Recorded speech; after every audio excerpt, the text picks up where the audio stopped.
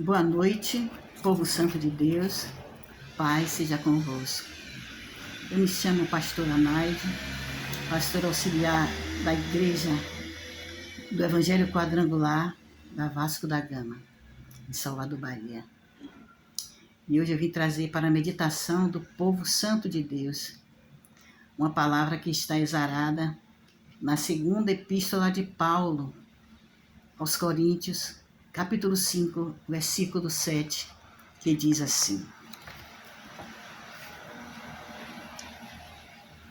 visto que andamos por fé e não pelo que nós vemos. Poderoso Deus e misericordioso Pai, eis aí a Tua palavra, Senhor, e o Teu povo sedento para ouvir a Tua voz. Portanto, fala conosco o que nós precisamos ouvir, de acordo com a Tua palavra, Senhor. Esse é o principal capítulo que nós vamos estudar. Porém, é necessário que nós leiamos dos versículos 1 ao 6. Sabemos que, se a nossa casa terrestre deste tabernáculo se desfizer, temos da parte de Deus um edifício, casa não feita por homens, eterna nos céus. E por isso, neste tabernáculo, gememos, aspirando por sermos revestidos da nossa habitação celestial. Se todavia formos encontrados vestidos e não nus. Pois, na verdade, o que estamos nesse tabernáculo gememos angustiados, não por querermos ser despidos, mas revestidos para que o mortal seja absorvido pela vida. Ora, foi o próprio Deus que nos preparou para que isso, outorgando-nos o penhor do Espírito. Temos, portanto, sempre bom ânimo, sabendo que, enquanto no corpo, estamos ausentes do Senhor. Esta é a palavra abençoada do Deus vivo, ausente do corpo e presentes com o Senhor. A Bíblia diz lá no livro de Gênesis, capítulo 2, versículo 7, que Deus formou o homem do pó da terra e o soprou em suas narinas o fôlego de vida. E o homem foi feito alma vivente. Ou seja, o homem foi criado para nunca ter o corpo, alma e espírito separados. Isso quer dizer que nós, como homens, somos seres tricotômicos. Temos corpo, alma e espírito. Mas o que é a fé que fala nesse versículo? A fé, a Bíblia fala, que é o fim e fundamento das coisas que se esperam e a prova das coisas que não se veem. Está lá em Hebreus 11. Mas o que é a doença?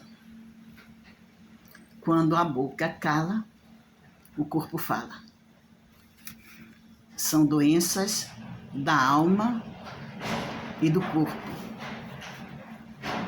que são consideradas doenças psicossomáticas, onde o corpo somatiza o que a alma sente no coração. São chamadas doenças psicossomáticas. Em Mateus 9, capítulo 9, versículo 29, então lhe tocou os olhos e lhe disse: seja-vos feito segundo a vossa fé. Isso aí fala-se da cura dos 2 cegos. Os 2 cegos caminhavam gritando: tem compaixão de nós, filho de Davi. E Jesus pergunta: credes que eu posso fazer isso? Jesus caminhava por aquelas ruas e ele poderia ter curado a todos pelos caminhos que ele passava. Mas antes de Jesus curar, ele esperava a manifestação do homem, a crença do homem de que ele poderia curá-lo. Era necessário que o homem viesse e dissesse: tende compaixão de nós, filho de Davi. A mulher que queria ser curada ultrapassou aquela multidão, empurrando aqueles apóstolos, aqueles homens fortes, e ela falou dentro da alma dela. Se eu tocar nas vestes dele, eu sei que eu serei curada. E ela foi naquela guerra, passando pelo meio daquele povo, e conseguiu tocar nas orlas das vestes do Senhor. E assim, dessa maneira, ela foi curada. Nós podemos dizer que uma pessoa prevaleceu em oração quando, durante a oração, ela teve a certeza absoluta de que foi atendida e ficou realmente consciente de estar recebendo, já ter recebido aquilo que ela estava pedindo. Não nos esqueçamos de que nenhuma circunstância terrena pode impedir o cumprimento da palavra de Deus em nossas vidas. Se de fato nós olharmos firmemente para a imutabilidade da palavra de Deus e não para a incerteza desse mundo que está sempre mudando, Deus quer que nós creiamos na sua palavra, sem outras, nenhuma confirmação ou direção do homem. Ele está pronto a dar-nos segundo a nossa fé. Mas, infelizmente, a fé do povo está menor do que o grão de mostarda. Eles não têm fé nenhuma no que Deus possa fazer. Que eles estão servindo a um Deus vivo. Que o mesmo Deus que fez milagres ontem, ele continua fazendo hoje e irá continuar fazendo amanhã. Faça a prova de Deus. As promessas de Deus permanecerão e permanecem de pé. Continue fazendo a prova de Deus, pois a fé honra a Deus e também Deus honra a tua fé. A oração daquele povo lá em Atos, na era de Pentecostes, era como um cheque a ser pago em moeda perante a sua própria apresentação. E disse Deus, e assim se fez. Está escrito lá em Gênesis, capítulo 1, do versículo 6 e 7.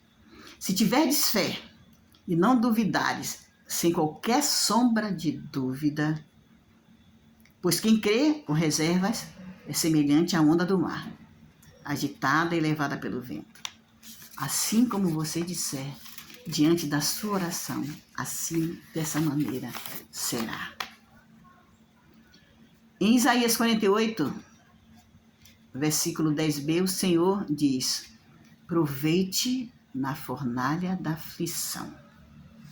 Atentemo-nos na palavra na fornalha da aflição. Devemos honrar a Deus na aflição, naquilo que de fato é uma aflição verdadeira. Embora tenha havido casos em que Deus não permitiu que alguns dos seus servos sentissem as chamas, contudo, regra geral, o fogo traz dor. Mas é aí mesmo que devemos glorificá-lo, pela nossa perfeita fé na sua bondade e amor que nos permitiram a vida de todas essas coisas, para que o seu louvor fosse exaltado, do que uma vida sem nenhuma prova. Algumas provas nós só poderemos atravessar com uma grande fé. Uma fé pequena não suportaria grandes provas. E é necessário que nós precisamos conhecer a vitória no momento da aflição. A fidelidade do cristão é comprovada no tempo da aflição. Os moços lá no Antigo Testamento, que foram lançados na fornalha ardente, saíram como entraram, exceto quanto aos cordões que os amarravam. Quantas vezes na fornalha da aflição Deus nos arranca os cordões? Os corpos daqueles ficaram ilesos. Suas peles nem chamuscaram, nem os cabelos e nem as roupas, e nem cheiro de fogo passou por eles. É assim que os cristãos devem sair da fornalha da aflição. Liberte-se dos cordões que os amarram e não foram tocados pela chama. É necessário que a gente se liberte daquilo que a gente pensa que ainda estamos amarrados. Para ser curado, é necessário que devemos abandonar o que está nos adoecendo. Este é o verdadeiro triunfo. Triunfar na doença,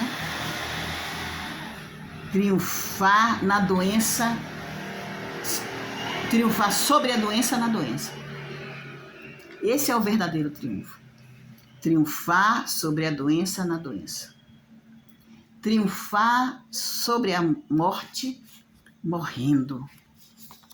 Porque a palavra de Deus fala que ainda que estejamos mortos, ainda assim teremos vida eterna em Cristo Jesus. Triunfar sobre as adversidades, sobre todas as circunstâncias adversas, mas estando nelas. Sim, creia, há um poder capaz de fazermos vitoriosos na luta. Há uma alta posição a ser conquistada, de onde poderemos contemplar as regiões de onde viemos e cantar o nosso cântico de triunfo, e ainda nesta vida. O nosso triunfo é na circunstância diversa. O triunfo de Jesus Cristo não foi no momento, ou não será no momento que ele virá coroado de glória, vindo nas nuvens. O triunfo de Jesus, o Cristo Salvador das nossas almas, foi na sua humilhação. E possivelmente o nosso triunfo também será manifestado naquilo que aos outros parece humilhação. Mas para Deus não é. Há algo de cativante na figura de um cristão cheio de tribulações. E tendo, contudo, o coração firme, cristalino e refinado como a prata. Porque a palavra de Deus diz, enquanto ele não vê nós sendo queimado no fogo, para que ele consiga enxergar o rosto dele no nosso rosto, ainda assim passaremos pela fornalha do fogo para queimar os nossos pecados. É nessa tribulação que o crente é testado. É algo de um valor contagiante. Na figura de um crente, na visão de alguém grandemente testado e perseguido, mas mais do que vencedor. É um tônico para os nossos corações. Vemos um peregrino quebrado do corpo, mas conservando o esplendor de um espírito vivificado. É um grande testemunho do poder da graça de Deus. Olharão para nós e nos verão totalmente despedaçados, totalmente atribulados, totalmente cheio de perseguições, mas com o espírito cada dia mais refinado pelo fogo, refinado como a prata. É o poder de Deus se manifestando na vida do cristão. No livro de Isaías 65, 24, Deus diz assim: antes que clamem, eu responderei. Porque assim como imaginar no seu coração, assim será. Em Provérbio 23, 7. O Senhor sabe o que é que nós necessitamos. E quando nós estamos em completa intimidade com Deus, Ele, antes de nós clamamos, Ele já está trazendo a resposta para cada um de nós. Mas nós temos que ter cuidado com o que nós pensamos, pois a nossa vida é dirigida pelos nossos pensamentos. Nós devemos ter cuidado com o que pedimos, ao invés de pedir que seja feita a nossa vontade, que seja feita a vontade de Deus, que é boa, perfeita e agradável e não acrescenta dores. Deus não quer que nós entendamos o que está acontecendo nas nossas vidas com tantos problemas e tantas atribuições. Ele apenas quer que você confie. Muitas vezes nós vemos irmãos na igreja que só fazem chorar. Muitos chegam e começam a chorar e querem confessar os seus pecados. As pessoas que mais choram e as pessoas que mais confessam os seus pecados não são aquelas que mais pecam, são aquelas que mais perto de Deus andam. Quem anda longe de Deus sequer tem consciência do pecado. Mas quanto mais perto da luz, mais você percebe as chamas, as máculas que sujam os nossos corações. Quem está mais perto de Deus imediatamente percebe o quanto nós ainda precisamos ser limpos, o quanto nós precisamos ser sarados, libertos, o quanto nós pecamos contra Deus, o quanto ainda estamos distantes da perfeição de varão perfeito. Quem está perto de Deus fala como o profeta Isaías falava: ai de mim, Senhor, porque ele sabia o quanto ainda faltava para que se completasse aquele ciclo de perfeição. Quem está perto de Deus fala como Pedro falava quando Jesus se aproximava dele: afasta-te de mim, Senhor. Porque ele sabia quanto erro ainda existia dentro do seu coração. Quem está perto de Deus fala como Paulo falava: miserável o homem que sou. Quem está perto de Deus, faz como João fez. Cai como morto aos seus pés, aos pés do Mestre, porque sabe que já estamos mortos para o mundo e vivos para Cristo. A sombra do Onipotente é escudo e broquel, e está contigo. E antes que o mal chegue até você, Deus já está o desfazendo no meio do caminho. Mas é necessário que a igreja creia no que Deus está falando. É necessário que a igreja entenda que nós servimos a um Deus vivo. Não é um Deus de gesso, não é um Deus de vidro, nem de ouro, nem de metal. É um Deus vivo que tem capacidade de salvar, que tem poder para curar, para libertar. Quem tem poder para batizar com o Espírito Santo? E como ele disse, voltará. É necessário nós crermos na palavra de Deus, na Bíblia, que como é dito, que o Evangelho é o poder de Deus para a salvação de todo aquele que crê. O poder está na palavra. O poder não está no homem. O homem não tem poder nenhum para te dar. O poder está na palavra. E é necessário nós crermos que nós temos a capacidade de receber todas as promessas que Deus fez na palavra dele. Mas tudo começa pela fé. Para que o cumprimento da palavra de Deus chegue até nós, é preciso que nós creiamos nesse poder. Um poder que é capaz de fazer todo o milagre que acontecia no passado, esse milagre acontecer ainda hoje e ainda nessa vida. Além de termos como segurança a salvação que atribui a todo aquele que crê. Porque quando perguntaram a Deus, como é que eu faço para ter a vida eterna? Ele falou, a vida eterna é esta, que conheçam a mim como o único Deus verdadeiro e ao meu Filho a quem eu enviei para que você fosse salvo. É necessário crer no que está escrito na palavra. Não, a igreja está cheia de religiosos, mas é necessário aprendermos que foram os religiosos que crucificaram a Jesus Cristo. E Jesus e Deus Todo-Poderoso está à busca de adoradores que o adorem em espírito e em verdade. Que a paz do Senhor esteja conosco.